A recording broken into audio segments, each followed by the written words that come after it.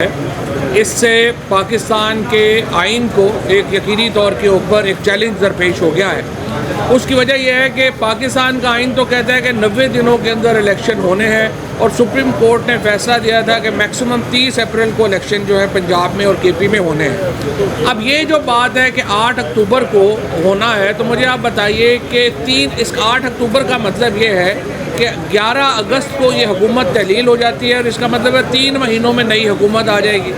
पाकिस्तान में क्या मौजज़ा हो जाएगा 3 महीनों में कि ये जो सियासी जमातें हैं ये सियासत में भी वापस आ जाएंगी और हमारी मईशत भी ठीक हो जाएगी और हमारी सिक्योरिटी भी ठीक हो जाएगी। लिहाजा ये नहीं होना। अगर आज सुप्रीम कोर्ट को जो शिकस्त देने की एक कोशिश हो रही है और जिसमें तमाम जो प्लेयर्स हैं वो इस वक्त सुप्रीम कोर्ट के जजेस को डिवाइड करके और जो PMLN का पुराना वतीरा है उसके ऊपर हम चल रहे हैं, इससे सुप्रीम कोर्ट को तो नुकसान होगा ही होगा। पाकिस्तान का आइन मुकम्मल तौर के ऊपर ख़त्म हो जाएगा।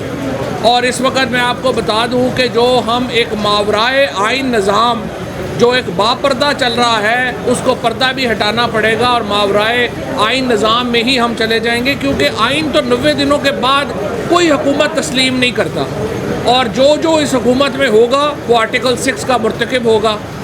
और जिस तरीके से पाकिस्तान को इस वक्त चलाया जा रहा है जबर के साथ और जुल्म के साथ, तीसरा तो कोई रास्ता नहीं है। ना आप इलेक्शन कराने को तैयार हैं, ना आप सुप्रीम कोर्ट को काम करने को तैयार हैं। सेशन जजेस मैजिस्ट्रेट से लेके और सुप्रीम कोर्ट के जजेस तक के ऊपर प्रेशर डाला जाता है। मुझे आप बताइए ऐसा मुल्क, ऐसा निज़ाम जो है वो कैसे आगे चलेगा। हम चीफ जस्टिस पाकिस्तान के साथ खड़े हैं, सुप्रीम कोर्ट के इदारे के साथ खड़े हैं।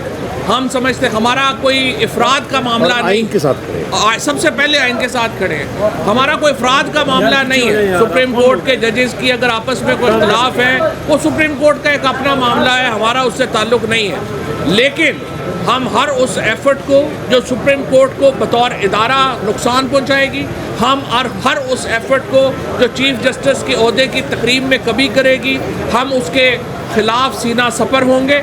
अदालतों के अहकामात को रद्दी की टोकरी के तौर पे उड़ाया जा रहा है। आज आप देखिए हसन न्याजी की ज़मानत हुई कराची में, 15 मिनट के बाद उसके ऊपर एक और केस कर दिया गया। अभी तक जो है वो अज़हर मशवानी 7वें दिन हो गया है, अदालतें कह रही हैं उन्हें पेश करें, उन्हें पेश नहीं किया जा रहा। सुप्रीम कोर्ट के जो जजेस हैं उनके अहकामात जो है वो नहीं माने जा रहे। तो फिर पाकिस्तान को हम क्या चाहते हैं? हम क्या पाकिस्तान में एक सिविल वॉर लाना चाहते हैं? इस हुकूमत के हाथ में कुछ नहीं है। एक इंसिडेंट हो गया, हम पाकिस्तान एक बहुत बड़े बहरान का शिकार हो जाएगा। इससे बचने की ज़रूरत है। हमने बहुत ज़्यादा इस पर अपना किरदार इमरान खान ने, तहरीक इंसाफ ने, हमारी लीडरशिप ने इसमें अदा किया है। हम अभी भी अमन के रास्ते के ऊपर हैं। हम पाकिस्तान को आइन के रास्ते पे रखना चाहते हैं, लेकिन जाहिर है कि अगर आप एक हद से ज़्यादा पुश करेंगे मामला हमारे हाथ से निकल जाएंगे। आप अदालतों को काम करने दें, मौजूदा हुकूमत उसमें जो रुकावटें डाल रही है उससे बाज रहे और उसके बाद आइन की तरफ वापस आए। ये वाहिद तरीका है पाकिस्तान को चैलेंजेस से बचाने का। Thank you. शाह साहब, आपका